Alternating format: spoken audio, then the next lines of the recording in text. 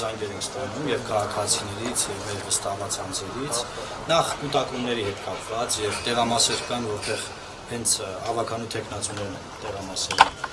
արժեվ կանգնած եւ դա բնականաբար քարոզչություն է, արգելվածողը եւ նաեւ ուղղորդում են մարդկանց։ Առաջին ազանգը դա է, երկրորդը նաեւ որ բազմաթիվ ազանգեր ունենք փող բաժանելու մասին։ Զանգում են այստեղ փող են բաժանում, ինչ գույնի մեքենայով գնում ենք, այդ մարդիկ այդտեղից հեռանում են արագ։ Նմանահազանգեր կան շատ եւ նաեւ կարուսելի, գիտեք, թրաթերթիկը դուրս հանելու եւ հետագայում արդեն փողը բաժանելու մեխանիզմը ստուգելու առումով սա էլ բավականին տեղեկություններ կան, հազանգեր կան, որ նման բան է տեղի ունենում մի քանի տեղամասերում։ Մի տեղամասում էր վստահած անձը հայտնաբերել էր, որ թրաթերթիկը մնացել էր հրախցությունում, երբ թողել էին, որ հաջորդը գարեսնի հանի, բայց տեղում հայտնաբերվել է մարվել է թրաթերթիկը։ Ես չեմ կարող ինքն իր ավչությամբ զբաղվել եւ կաշառք բաժանողներին կամ վերցնողներին բռնել եւ քրեական հետապնդում իրականացնել։ Այստեղ ոստիկանությունը եւ իրավապահ մարմինները գործ ունեն անելու եւ պետք է իրանց գործով զբաղվեն։ Ոչ թե սպասեն, որ X-ը Y-ին սպանի, հետո գնան X-ին բռնեն, ասեն բացահայտեցինք։ Այսինքն պետք է կանխարգել, ոչ թե սպասել, որ ինչ որ բաներ լինեն նոր։ Եվ քաղաքացիները, որոնք որ զանգում են մեր գրասենյակ, մենք ասում ենք, որ դիմեք ոստիկանությանը։ Մենք էլ ենք զանգել, բայց այս զանգերը, որ այսքան գալիս է, պետք է ինձ թվում է ոստիկանական հեռախոսների վրա գնան այս զանգերը։ Արագ արձագանքման խումբ ունենք, պտտվում են, ամեն զանգի հետևից գնում ենք, ամեն ժամի հետ կապված տվյալները կան, Facebook-ում թարմացնում ենք, տեղադրում ենք, բայց մի բան ակնհայտ է, որ ես որպես ակտիվ քաղաքացի եւ քաղաքական գործիչ հետեւել եմ վերջին 3 ընտրություններին Վանաձորում, մի բան ակնհայտ է։ Վանաձորում վերջին 3 ընտրություններին այնինչ ահազանգեր մենք իմաստանում ենք, բոլորը եղել են, բոլորը։ Բայց իշխանությունը միշտ ջախջախիչ պարտության է ենթարկվել։ Հետեւաբար ես շատ հանգիստ եմ եւ վստահ եմ, որ երբ որ քաղաքացիները գնում են եւ մի քաղաքական ուժի կամ կոնկրետ անձի քվեարկության ժամանակ քվեարկում են, այդ անձը ընտրվում, այսինքն ամեն ինչ էլ կլինի, լինելու է, բայց սա որևէ կերպ չպետք է մարդկանց հուսալքի կամ, չգիտեմ, իրանց ետմեղի, իրենց քվեարկությունը իրականացնելու։ Նաև հեռախոսով նկարելու բազմաթիվ դեպքեր են արդեն արձանագրված, եւ 3 եւ առաջորդ տեղեկատվություն կար, որ նման հրահանգ կա պետական հիմնարկներում, նաև փող բաժանելու ստուգման մեխանիզմն է սա, որ նկարեք, բերեք, տեսնենք, որ փողը տվել ենք, ճիշտ է քվեարկել։ Ինչը քրեորեն հետապնդելի արարք է, սա նույնպես ես կարծում եմ, որ տեղամասերում նաև վստահված անձերը, դիտորդները, ընդդիմադիր ուժերի հանձնաժողովի անդամները պետք է ուշադիր լինեն եւ կանխարգել են նման դեպքերը։ Ես քվեարկել եմ հանուն Վանաձոր քաղաքի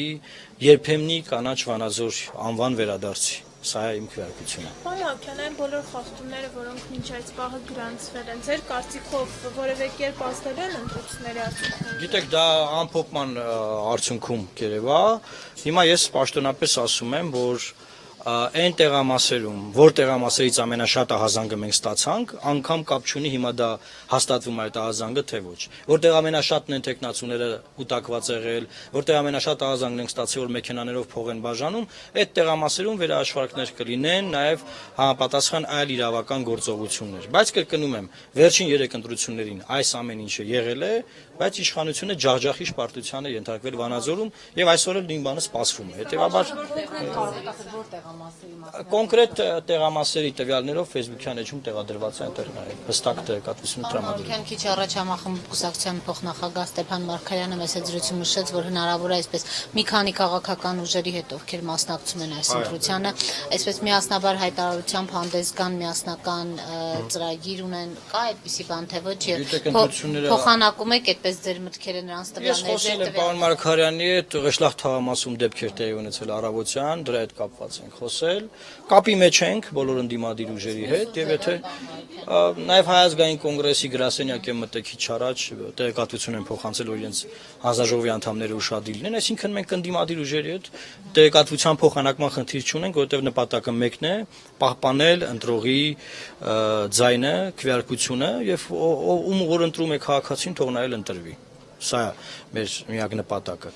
Գիտեք, հանձնաժողովի անդամները, նախագահները պետք է մի բան հստակ իմանան, որ իշխանությունները իրանց զոհաբերելու են։ Այսինքն այն խախտումները, որ նրանք այսօր թույլ տան կամ թույլ են տալիս արդեն, նրանք զոհաբերվելու են, նրանք հայտնվելու են տարբեր քրեակատարողական հիմնարկներում։ Երաշխիքներ են տրվել նրանց։ Ես բացառում եմ, երաշխիք որևէ մեկը չի կարող որևէ մեկին տալ, երաշխիք տալիս են սկզբից, բայց վերջում ասում եմ զոհաբերում են այդ մարդկանց։ Երաշխիքներ կարող է տան, բայց բացառվում է, որ մեր հետևողական աշխատանքի արդյունքում այդ մարդիկ չդատվեն։ Ես բացառում եմ, որովհետև ամսի 2-ը կավարտվի կգնա, իսկ մենք կշարունակենք այդ մարդկանց բնականաբար հետապնդել։ Դրա համար ես կոչ եմ անում, որ հանգիստ օրենքի տարին եւ ոգուն համապատասխան ընտրական գործընթացին ետևեն եւ բնականաբար թող հաղթի Վանաձորը, ինչ ասեմ։ Պարոն Ալքյան, այսինքն եթե ամփոփում ենք, ստացվում է, որ որքան էլ ձեզ համար կանխատեսելի է այս ընտրական գործընթացը, բայց արդյունքների վրա չի ազդել։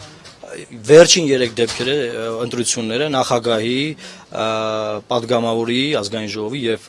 հանրակրվեի, այս ինչ որ հիմա մենք տեսնում ենք տեղի ունեցել։ Նույն կուտակումները, փոխբաժանելու ահազանգեր, փոխբաժանել, նկարեք, բերեք, ցույց տվեք, հիմնարկություններում ճնշումներ, սա հակարակցիա է տալիս։ Այդ նույն կուտակումները բան։ Տեղամասերում այնպիսի մարդիկ են կանգնած, որ այդ մարդիկ իրենց թաղերում ատելի դեմքեր են։ Հիմա ասենք այդ մարդը ինչքանով է օգուտ տալիս իրանց կուսակցությանը, բնականաբար դա վերջում մենք կտեսնենք։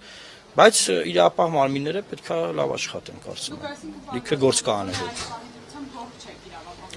Ոչ, որովհետև երբ որ մենք ասում ենք ահազանգ կա ընտրակաշառքի բան, ասում են, բա մի հատ գնայիք նկարեիք, բան, վազեիք ուրա, բռնեք մի հատ այդ մարդուն, բան, գիտեք, ես չեմ կարող, ելի եմ կրկնում, ես ինքնիրավչությամբ չեմ կարող զբաղվել։ Ես օրենսդիր մարմնի անդամ եմ, ես կարող եմ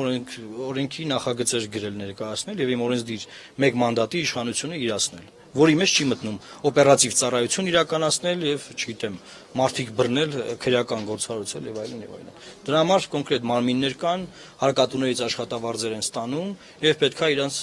տեղում լինեն եւ իրենց դերը կատարեն։ Պարոն Ալքյան, իշխանությունը մինչև 2017-ի խորհրդարանական ընտրությունները նշում էին, որ այս ընտրությունները փորձաքար են լինելու եւ նաեւ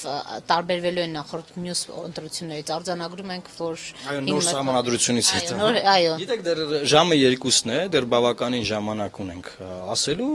նաեւ գիշերը մենք բրիֆինգներ կունենանք, մանրամասն կանդրադառնանք։ Այս պահին տեղեկատվությունն այսքանն է, մեր տրամադրությունը շատ բարձր է, քանի որ արդեն նշեցի, որ եթե քաղաքացիները միահամուռ որոշում են ինչ-որ մի բան անեն, դա տեղի է ունենում միանշանակ։